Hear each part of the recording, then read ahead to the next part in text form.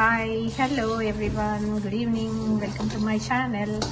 ఈరోజు మేము ఏం చేస్తున్నాం అండి, పేలాలు తెచ్చామండి. పేలాలు అంటే ఇది కొన్ని ఏరియాస్లలో బొరుగులు అంటారు, కొన్ని ప్లేసెస్లోనేమో మరారాలు అంటారు, కొన్ని ప్లేసెస్లో పేలాలు అంటారు. మేము పేలాలు అంటామండి.